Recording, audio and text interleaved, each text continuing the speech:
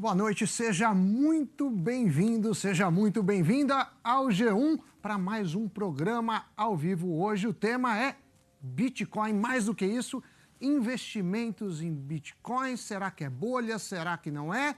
E para isso a gente recebe dois convidados. Primeiro, Rodrigo Batista, que é CEO e fundador do mercado Bitcoin, que é uma bolsa de trocas de Bitcoins. E também recebemos o Leonardo Siqueira de Lima, economista, fundador do Terraço Econômico.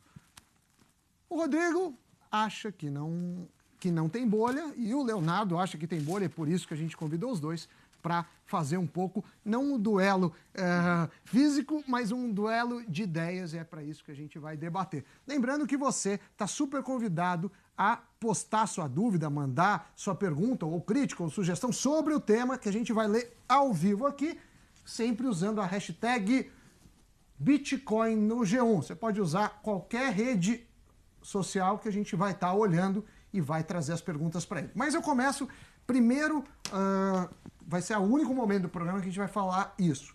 Pergunto para você definir rapidamente, Rodrigo, o que é Bitcoin? Para quem nunca ouviu falar, o que é Bitcoin? Claro, o Bitcoin ele surgiu de uma necessidade que veio junto com o comércio eletrônico. Então, assim, quando você faz um pagamento no ambiente fora da internet com uma cédula, você faz um pagamento que é um pagamento rápido, a cédula é um pagamento barato, em que você não precisa conhecer a pessoa com quem você está transacionando e que você não precisa de uma instituição financeira ou de pagamentos para intermediar a transação com aquela nota, seja ela de R$50, Sim. $50, euros. Quando você foi para o pagamento eletrônico na internet, com e-commerce, o que o pessoal fez foi adaptar o cartão de crédito, de débito para esse ambiente. Só que aí os pagamentos passaram a ser caros, demorados, você necessariamente precisa de uma instituição financeira ou de uma instituição de pagamento para intermediar. E aí se viu essa necessidade de criar uma moeda que funcionasse no ambiente digital da mesma forma que funciona a cédula, que funciona o dinheiro em papel. Durante muito tempo a ciência da computação ficou tentando criar essa moeda. Existiam muitas dificuldades técnicas de como criar isso, até que em 2009 um anônimo encontrou essa solução, escreveu um artigo de 9 páginas. De tecnologia, eu já vi. De tecnologia, um artigo bem interessante. E nessas 9 páginas ele descreve a solução para criar esse dinheiro digital. Então a necessidade desse dinheiro veio ali no começo do comércio eletrônico, ali por volta de 95, e ele só foi criado de verdade ali por volta de 2009. Então a gente tem aí quase 15 anos entre a necessidade e a criação. Então o Bitcoin é a primeira moeda que funciona na internet, da mesma forma que a nota funciona no dia a dia. É a primeira, mas tem várias outras, né? São mais de 1000 moedas com características parecidas. Vale dizer que, apesar de eu ter pedido essa introdução para o Rodrigo, a ideia não é discutir a tecnologia, até porque acho que ninguém acredita que a tecnologia do Bitcoin não seja inovadora. Isso é bem estabelecido, é super inovador. O que a gente está aqui é para falar de preços e se há bolha de investimentos. E aí, Leonardo, obrigado também a presença dos dois. O que é uma bolha? Assim, ele definiu o que é Bitcoin. Agora vamos definir o que é bolha. Na teoria econômica, como a gente define para a pessoa que nunca ouviu falar o que é uma bolha?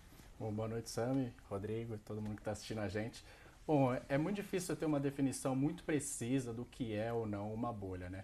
Mas o que a gente pode resumir de uma maneira mais simples é você ver uma alta exagerada nos preços que não tem respaldo por trás, não tem algum laço, não tem algum fundamento, e que acontece uma alta muito repentina. E a gente colocou um gráfico aí, se a gente tiver, que vai explicar um pouco melhor. Esse gráfico, né? As fases de uma bolha? Exatamente. Não é um sistema binário que a gente vai dizer é bolha ou não é bolha, mas há alguns indícios que pode dizer se um ativo está se comportando como uma bolha ou não. A gente já entra no caso do Bitcoin, mas eu queria que você definisse assim, olhando esse gráfico, o que fala sobre bolhas? Tem uma definição em geral, bolhas de forma geral. A gente teve algumas bolhas que depois que passa é fácil saber. Então, a gente já teve a bolha da .com, a gente já teve a bolha também dos imóveis nos Estados Unidos. Mas Como são essas fases? Esse gráfico ele representa muito bem aqui como se comporta mais ou menos uma bolha. Você tem geralmente uma tecnologia, alguma coisa, algum ativo que você teve um movimento de disrupção, que é quando o ativo é muito desconhecido, que é como o Rodrigo muito bem colocou lá em 2008, lá, quando o Bitcoin começou a ser transacionado. Então as pessoas conheciam muito pouco, não entendiam muito bem o que era. A partir do momento que você começa a atrair alguns investidores. Então, ainda com algum receio, que é a fase da cautela, as pessoas começam a investir e você vai criando mais confiança.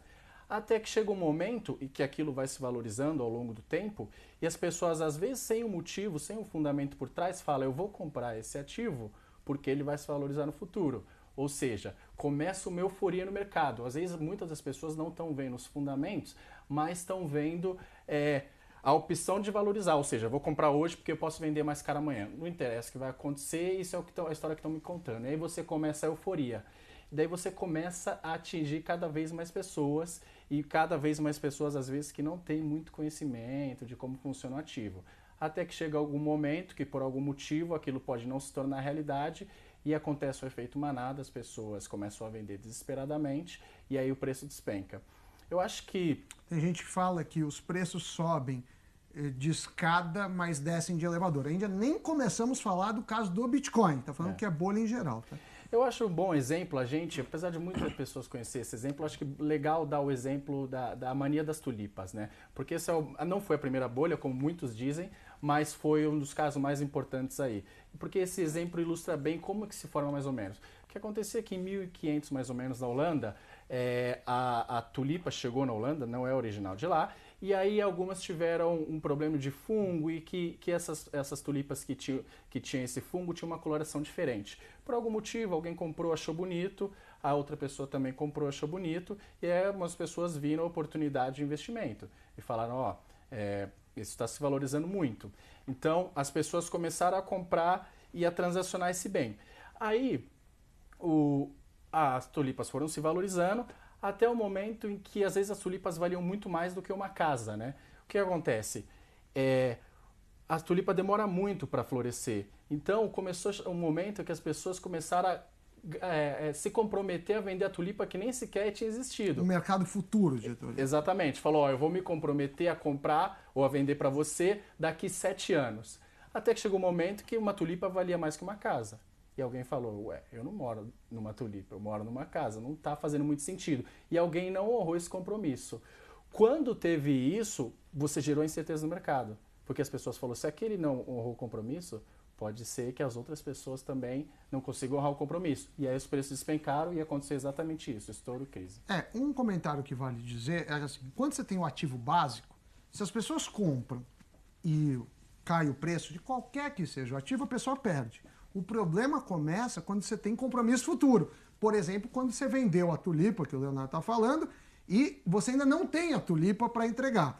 Isso aconteceu muito, gerando problemas, inclusive, na crise recente de 2009, porque as pessoas estavam vendendo e comprando casas e ainda não tinham sido pagas. Nesse sentido, o Bitcoin começou agora, Rodrigo, aí a pergunta para você, o mercado futuro dele.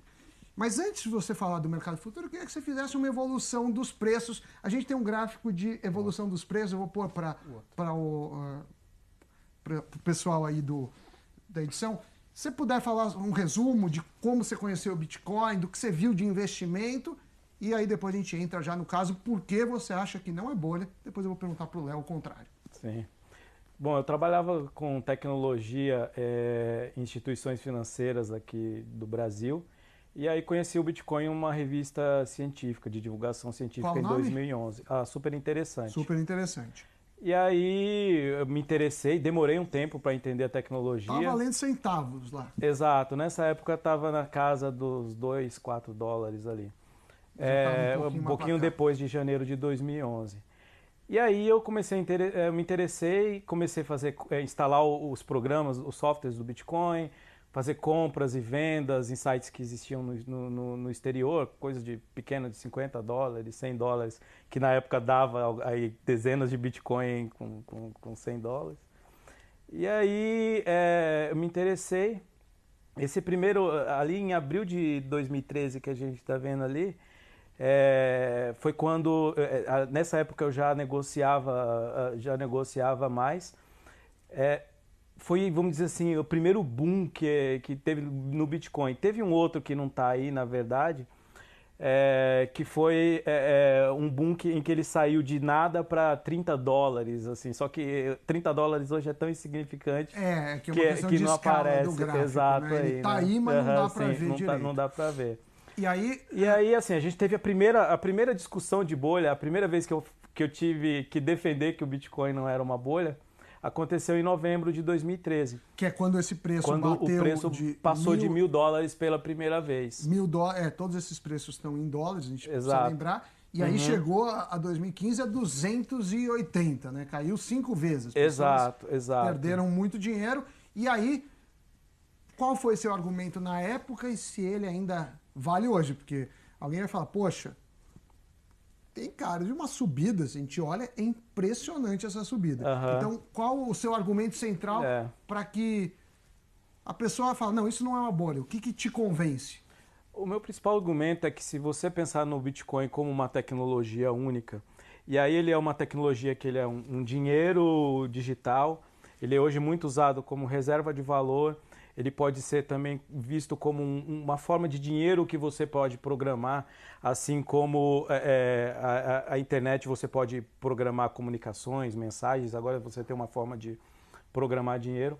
Então ele é uma tecnologia que é difícil até de definir o que é. A gente chama de dinheiro digital, dinheiro virtual, mas ele é muito mais que isso.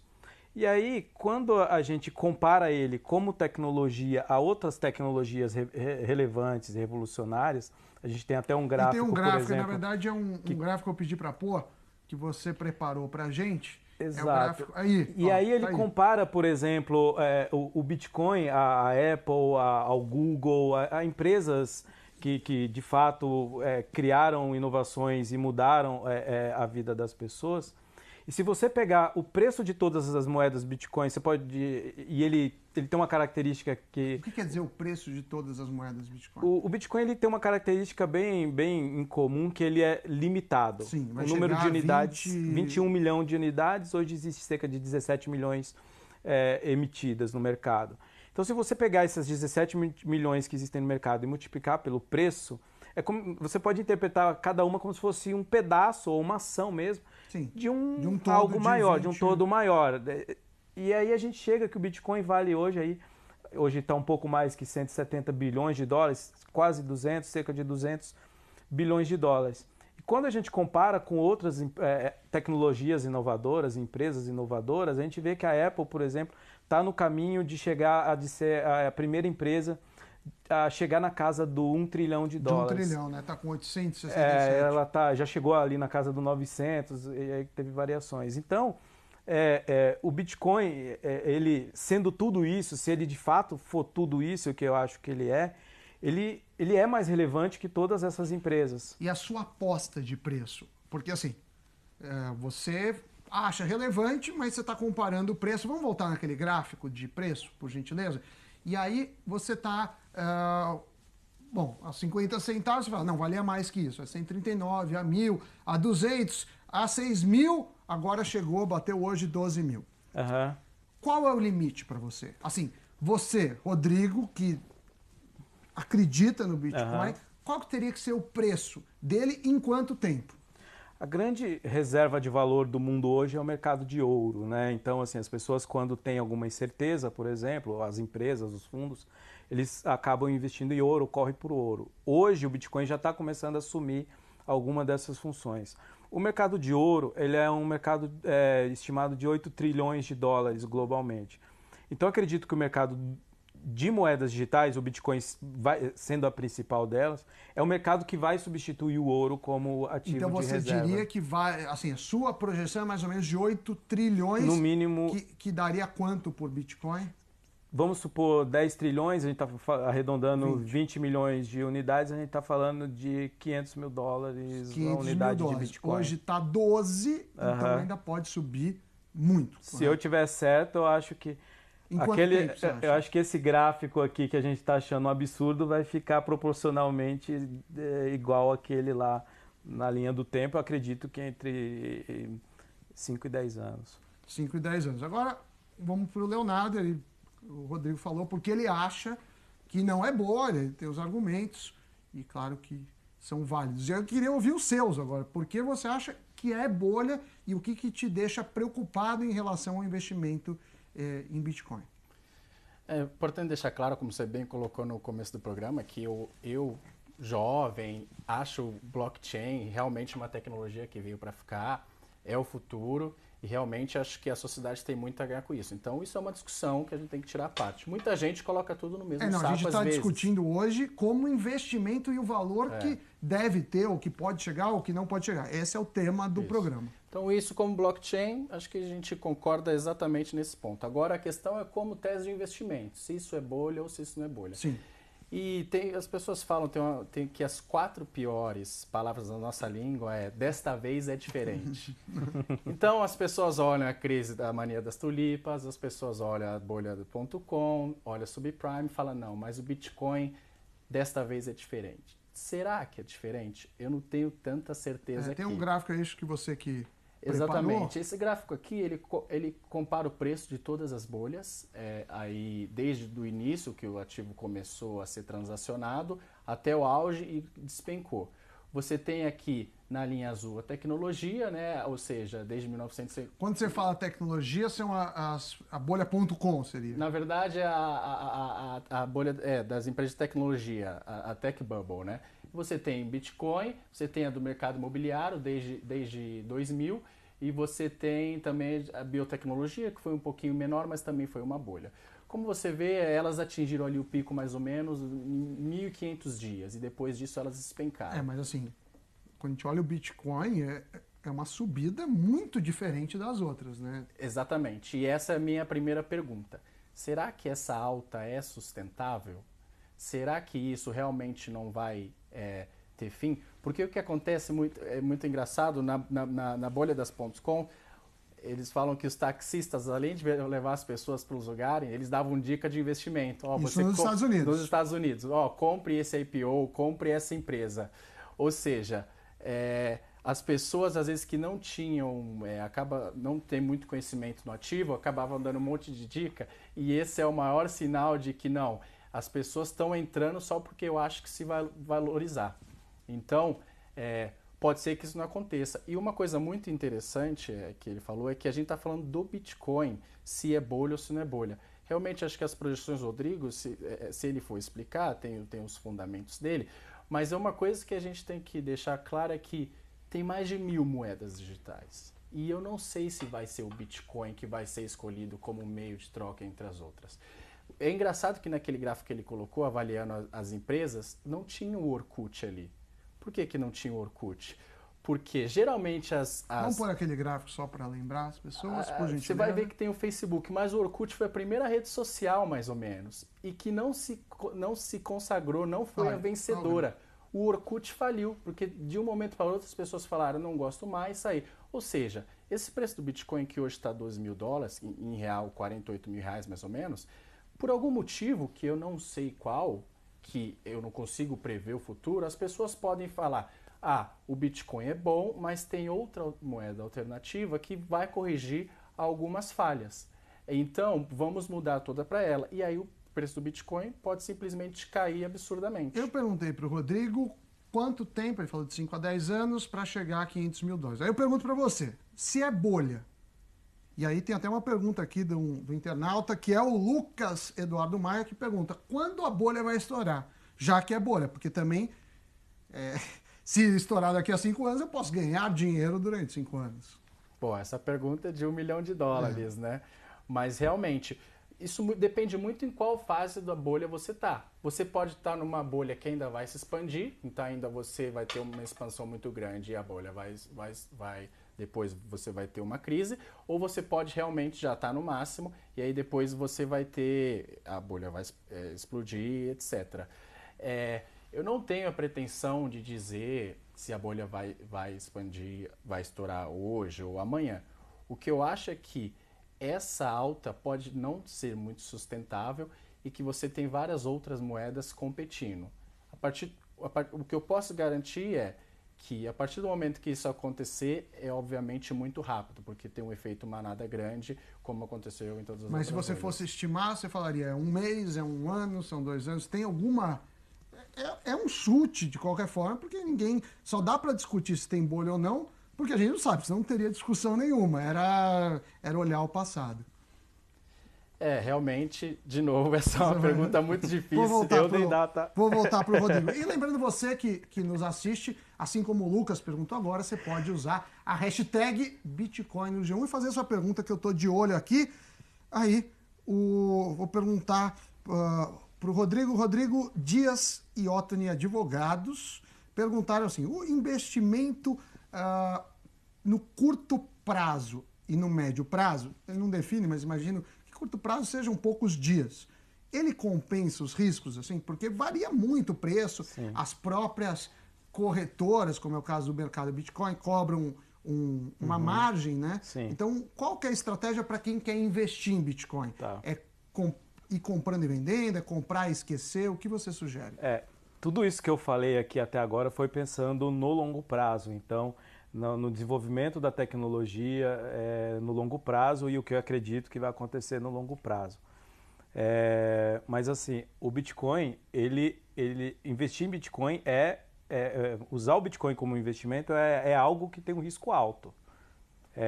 Ele é uma tecnologia inovadora, mas é nova. Se a gente pegar a medida de variação de preço que chama volatilidade, ou seja, um número que fala o quanto o preço de algo sobe e desce, você vai ver que a volatilidade do Bitcoin é maior do que qualquer outro ativo aí no curto prazo. Então, se uma pessoa que não conhece esse mercado fica tentando prever o que vai acontecer no curto prazo, a chance dela acertar é muito aleatória. Assim. Ela pode ganhar ou pode Isso até me preocupa, acertar. porque eu vejo algumas pessoas tomando empréstimo, às vezes se fazendo de bens e correndo riscos. E isso acho que é um bom, assim, não é? Mesmo o Rodrigo que acredita, ele não sai se endividando porque sabe que tem riscos. Eu fiz avaliação, assim, por exemplo, quando eu montei o mercado Bitcoin, além dos Bitcoins que eu tinha, eu recorri também a capital de terceiros, eu peguei dinheiro emprestado, mas eu tinha muita ciência do risco que eu estava correndo e como empreendedores são pessoas mais confortáveis com o risco, eu tomei esse risco, sabia que podia dar errado e ter que começar tudo de novo. Mas eu acredito assim, que uma pessoa que não tenha estudado, que não saiba muito bem os riscos e não saiba muito bem o que essa tecnologia envolve, o que faz movimentar o preço dela, assim como teve essa notícia da CME, uma das maiores bolsas do mundo, falando que vai... Exatamente, a Bolsa de Chicago, que negocia volumes absurdos de derivativos no mundo. Essa foi uma notícia muito positiva, mas pode, por exemplo, haver notícias negativas amanhã. Então, essas variações de preço no curto prazo são drásticas e são grandes, assim, e assustam. Acho que tem que ser prudente, independentemente se acredita ou não. Porque, exato. O futuro, somente em finanças, qualquer lugar está escrito o retorno passado não garante retorno futuro. Agora vamos para o Leonardo Clayton BZ. Pergunta se o Bitcoin, ou a gente pode até ampliar para moedas virtuais de uma forma geral, corre o risco de acabar com o dinheiro impresso, o dinheiro, digamos, dos países, sim ou não, e por quê? Então, como eu falei, isso é mais uma questão da tecnologia e eu acredito que sim, tem substituído bastante aí as formas tradicionais de moeda. Um exemplo muito bom é quando as pessoas que moram ou estudam fora, elas podem de uma maneira muito mais rápida, muito mais barata, elas conseguem emitir, enviar o dinheiro para fora, capital para fora, através do Bitcoin, ou seja, você tem aqui numa corretora, você compra e aí você transfere lá e aí você consegue transferir. Muito aí o Rodrigo deve saber melhor do que eu, muitas pessoas que utilizam isso hoje em dia também para enviar remessa para fora. E eu estou falando de uma maneira legal, eu não estou falando que as pessoas de atividades ilícitas, etc. Eu realmente acredito na tecnologia. Mas muitas pessoas utilizam porque às vezes eu vou numa casa de câmbio, eles vão me cobrar uma taxa alta, vai ser demorado e às vezes o Bitcoin consegue fazer isso de uma maneira muito mais rápida. Então, com certeza você tem o Bitcoin cada vez mais caminhando aí para ser utilizado como meio de troca, e isso é super benéfico para a economia. Rodrigo, Guilherme Matos pergunta, quais os principais fatores que... Vamos falar desse ano, que subiu muito esse ano, né, o Bitcoin. Sim. Começou o ano com quanto? Você tem de cabeça? Começou em reais em aqui, torno de R$3.500. R$3.500 e hoje está valendo mais de 45 mil. O que levou essa valorização? Ele fala que países liberando, são sites, é a aceitação da moeda. Na sua opinião, assim, o que a gente vê aqui, ó, se a gente pegar de março, R$1.000, agora já $1.000 já passa de 12 mil. Isso foi um dado de hoje, né? A gente tinha esse gráfico data 4, dia 4. Então, só para a gente explicar porque não está com o dado no momento. E nem dá, né? Porque o Bitcoin não para. Sim. O que houve foi assim, foi um ano em que o Bitcoin começou a se institucionalizar, vamos dizer assim. Então ele começou a sair do ambiente de curiosos de tecnologia e de investimento exótico a tomar uma cara mais institucional. Então a gente começou o ano, por exemplo, com a SEC, que é o órgão que regulamenta... O que quer dizer SEC? É o órgão que regulamenta o mercado financeiro nos Estados Unidos, o equivalente da CVM no Brasil. Tá. Eles, por exemplo, ficaram durante algumas semanas discutindo se ia lançar um produto com preço, se autorizar um produto com preço atrelado ao Bitcoin. No final, esse produto foi negado, é um produto chamado ETF. Mas o que aconteceu é que ele virou notícia durante muito tempo e aí mais pessoas passaram a conhecê-lo. E aí a gente teve notícias positivas, como o Japão, o governo japonês passou a regular o Bitcoin como uma forma de pagamento legítima dentro do mercado japonês e também ele ditou algumas diretrizes para as empresas como a minha, como o mercado Bitcoin, por exemplo, operarem. Então ele trouxe para o consumidor uma garantia institucional. Isso tem uma pergunta, eu já passo para o Léo, mas tem uma pergunta que tem exatamente a ver com isso. Assim, um governo pode proibir a negociação do Bitcoin? Você tem o caso da China. Sim. Queria que você fale assim, então eu comprei Bitcoin, se eles resolvem, é ilegal, não pode abrir empresa disso, o que pode acontecer num caso desse? No caso da China, foi proibida a negociação, as bolsas de Bitcoin tiveram que fechar, mas da forma que o Bitcoin funciona, ele é uma rede descentralizada, muito parecida com aquelas redes de compartilhamento de arquivos, de músicas e filmes. Só que nesse caso ele é uma rede para compartilhamento de pagamentos, vamos dizer assim, ou de dinheiro.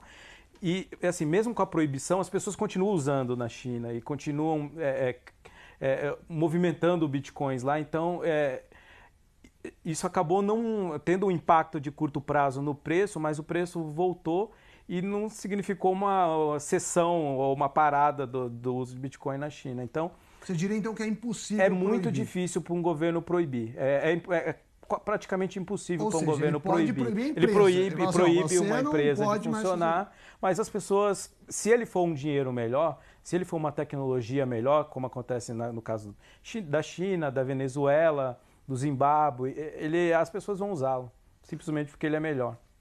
Aí, Leonardo, o João Moraes, ele fala assim, se todo mundo resolve vender, o que acontece e sacar dinheiro? Existe esse dinheiro? Não? Assim, como que... Se é uma bolha, como desenvolve esse estouro da bolha, né? Qual que é o processo disso? Interessante é que, diferente de um banco você tem mais dinheiro circulando na economia do que de fato ele tem. Então, realmente, se você tem uma crise aí, todo mundo decide sacar o dinheiro da mesma hora, você quebra o banco. Isso. Né? Não quebra porque as pessoas confiam que ele tem o poder de gastar. Isso, de fato, não acontece com o Bitcoin. Realmente, não é uma moeda que você tem alavancagem, etc. O que vai acontecer a partir de agora, e é o que também me preocupa um pouco, são os futuros que as pessoas podem operar. Explica um pouco o que é futuro. A pessoa ela se compromete a comprar e vender aquilo no mercado futuro. Que talvez um produto que ela ainda não tenha. Exatamente. Como aconteceu lá nas tulipas, ela nem tinha tulipa e ela se comprometia a comprar e a vender. E aí você consegue operar você não precisa ter o valor total do ativo, você pode ter só uma parte daquilo que eles falam, chamado de margem. aí você começa a operar alavancado. Aí que tem o problema, porque realmente você tem amplificações, efeitos muito maiores do que se você tivesse só no mercado spot, que eles chamam o mercado presente agora. Falando nisso, Rodrigo, essa semana começou a negociação na Bolsa de Mercadorias de Chicago e o Bitcoin subiu o preço. Você vê esses derivativos, esse mercado futuro, como uma ajuda ou você acha que aumenta o risco de Bitcoin? Até que ponto isso estimula o preço e até que ponto isso estimula o risco? Tá. Começa no dia 18, né, a negociação lá, não começou que foi ainda. agora anunciado, né? Anunciaram que começa no dia 18. Acho que começou agora. Não começou ainda. Eu acho que vai ser uma experiência bem interessante de se ver. O mercado tem subido, né? Exato, o mercado tem achar assim. O que está acontecendo a gente teve as três grandes bolsas americanas, então a Bolsa de Chicago, a Nasdaq, que é uma bolsa de tecnologia, e uma chamada CBOE, que é uma bolsa de produtos mais avançados, as três falaram que vão começar a negociar produtos com preço vinculado ao Bitcoin. Então isso trouxe basicamente a chancela do maior mercado financeiro do mundo para a tecnologia. Então agora virou uma loucura das pessoas comprando por conta disso. O que eu acredito é que vai ter no curto prazo, vai ter sim muita variação de preço por conta disso. O mercado de moedas digitais ele é diferente porque ele acontece 24 horas por dia, todos os dias do ano, não tem parada, por exemplo. Então, mas essas bolsas, elas operam no modelo antigo ainda, que no melhor caso, que é o da CME, algumas bolsas ela não, para a bolsa de uma moedas hora. Exato, mas você tem uma questão diferente aí de não ter fins de semana, essas coisas, que vai trazer aí algumas novidades para esse mercado. Então eu estou bem curioso, eu ainda não tenho uma opinião formada se isso vai ser bom ou ruim, porque eu ainda estou processando qual pode ser o impacto. Leonardo, a gente já teve alguns casos de ganhadores do Prêmio Nobel de Economia falarem do Bitcoin. O último foi o Stiglitz, que não só falou que é bolha, como deveria ser banido. Nem sei como que vai banir, porque pelo visto não é possível. A gente também teve o caso do Tiroli, que é um outro prêmio Nobel, e teve o caso do Schiller. Primeiro, se você concorda com eles e quais os argumentos deles para falar que é bolha, e depois eu passo a bola para você. Teve outra pessoa também muito importante, além deles, Jamie Dimon, do JP Morgan, né, o CEO do JP Morgan, também falando que era uma fraude, etc. Como eu falei, eu me diferencio um pouquinho, por exemplo, do Tiroli, porque ele fala que é uma fraude, utilizado para maneiras ilícitas. Não acho que é bem isso, porque até aí o dinheiro também pode ser utilizado. É utilizado para maneira ilícita e não é culpa do dinheiro, mas da pessoa que utiliza. Então, sim, eu acho que quanto a isso. Mas eu acredito no fato de que é muito difícil precificar. E o Robert Shiller também, que foi o prêmio Nobel, ele no livro dele chama Exuberância Racional. Irracional. Ele tinha um ponto muito importante, que na bolha.com, ele fez, que aconteceu ali nos anos 2000 mais ou menos, ele fez uma pesquisa ao longo do tempo, perguntando para as pessoas assim, o que você acha que vai acontecer com o índice Nasdaq, que é o índice das empresas de tecnologia, né? O que você acha que vai acontecer amanhã? Quanto mais foi passando o tempo e mais o índice ia se valorizando, ou seja, antes da bolha, as pessoas achavam que ia subir mais ainda no dia seguinte. Chegou um dia que não subiu, né? E teve um Twitter também esses dias, eu esqueci o nome da pessoa, mas é alguém que muito envolvido nessa discussão aí de Bitcoin, que fez a mesma pergunta há 3 anos atrás, 2 anos atrás e agora. E ao longo do tempo, as pessoas que acham que o Bitcoin ia se valorizar só aumentou. É aí que me preocupa. Ou seja, quanto mais pessoas, mesmo com o preço subindo, ela acha que amanhã não vai cair de jeito nenhum. Por quê? Porque é o seguinte, em todas as crises que você teve hoje, em todas as bolhas que você teve até hoje, todo mundo diz que era impossível de prever. Logo, uma condição pré-necessária para você ter uma crise é ser impossível de prever, que é o que está acontecendo. Cada vez menos pessoas falam que é uma bolha, então cada vez menos pessoas acreditam que o preço vai cair amanhã, ou seja, está ficando imprevisível e é aí que pode acontecer o pior. Rodrigo, imagino que você acompanhe também as Sim. notícias sobre Bitcoin, desses Claro. economistas, assim. Onde você vê a falha do entendimento deles? Tá. O próprio Leonardo fala assim, olha, não concordo com um deles. Esse é uma das coisas, mas você vê outras falhas de análise deles, desses três em particular, que são ganhadores do Nobel, que acham que tem bolha. Trazendo a briga Sim. para os Nobeles ou Nobéis, tem o meu preferido é o Milton Friedman. E em 99, em uma entrevista, que tem até o vídeo, perguntaram para ele qual que era o potencial da internet e como que ele via o potencial da internet. O Friedman, ele era a favor do Estado mínimo, né? E aí ele começa a falar que ele via, assim, internet, se especulava o que era a internet lá em 99. Se isso era alguma coisa que ia ter algum impacto social, tudo. E nessa entrevista, o Friedman começa falando que ele vê que a internet era uma grande ferramenta para trazer o poder para as pessoas e tirar poder do Estado, e ele via nisso um potencial muito grande. Nesse ponto, eu acho que ele acertou. Na segunda parte da resposta dele, ele fala assim, o que está faltando na internet é uma forma de uma pessoa pagar a outra de maneira anônima, e às vezes elas nem vão saber quem está pagando quem e como esse dinheiro está trafegando.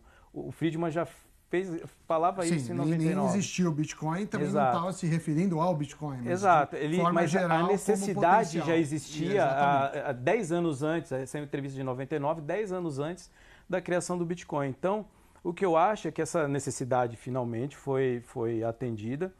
Ela ainda, o Bitcoin, ele é de, assim, a questão de compreendê-lo tecnicamente, economicamente, ele inova demais em muitas áreas da economia.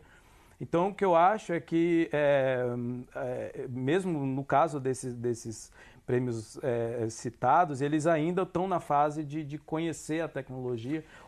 E não é anônimo, né, o Bitcoin? Esse negócio que falam que é anônimo, tem gente que fala que é pseudo-anônimo. O que quer dizer isso? A questão de ser anônimo, e aí voltando um pouco no Friedman, é que ele defendia que você tem que ter a liberdade de usar, por exemplo, um dinheiro sem você ser censurado, por exemplo. E o Bitcoin é isso. Ele realmente não é anônimo. Dá para rastrear. Ele é rastreável, e a gente já teve casos de criminosos que tentaram usar Bitcoin